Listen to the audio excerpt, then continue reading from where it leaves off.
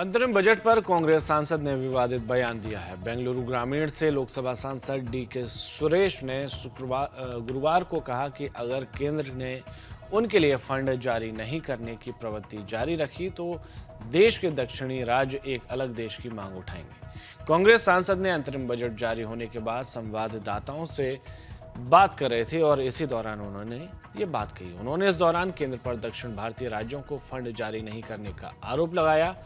उन्होंने कहा कि केंद्र दक्षिण भारतीय राज्यों को जीएसटी और डायरेक्ट टैक्स का उचित हिस्सा नहीं दे रहा है। दक्षिण भारतीय राज्यों को अन्याय का सामना करना पड़ रहा है। दक्षिणी राज्यों से इकट्ठा किया गया पैसा उत्तरी भारतीय राज्यों को दिया जा रहा है। अपने राज्य वहां की जनता के हित की बात उठाना ठीक है, लेकिन देश की संप्रभुता को ही उखाड़ फेंकने की बात करना देशद्रोह करने जैसी बात है।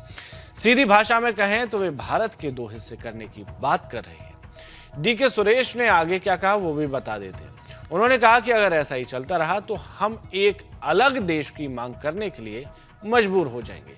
केंद्र हमसे 4 लाख करोड़ रुपए से अधिक ले रहा है और बदले में हमें जो मिल रहा है वह कुछ भी नहीं है। हमें इस पर सवाल उठाना होगा। अगर इसे ठीक नहीं किया गया तो हम आवाज उठानी होगी। वहीं मामले को संभालने की कोशिश करते हुए डीके सुरेश के भाई और कर्नाटक के deputy CM DK Shivakumar ने कहा कि कांग्रेस सांसद दक्षिण भारत का दर्द बयां कर रहे थे। उन्होंने कहा कि एक संतुलन होना चाहिए, पूरा देश एक है, आप केवल हिंदी बेल्ट को नहीं देख सकते। वहीं उनके इस बयान पर बीजेपी का क्या कहना है, सुन लेते हैं। See, Mr. D.K. Suresh is a member of parliament. As a member of parliament, at the time of contesting election,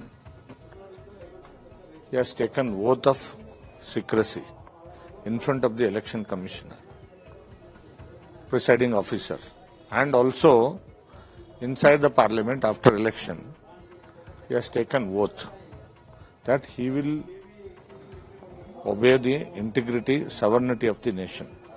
So today, as a parliament member, just for his political gains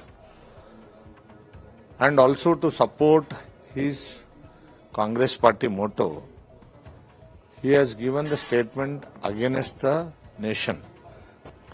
And as per law, he should be arrested and also he should be disqualified, and we will see that he should not even contest elections. Law is very clearly says, but still that congressman is giving such a statement which is against the nation and sovereignty and unity of the nation, which we highly condemn it, and also we demand immediate action against him, and also we are thinking to file the case against him also.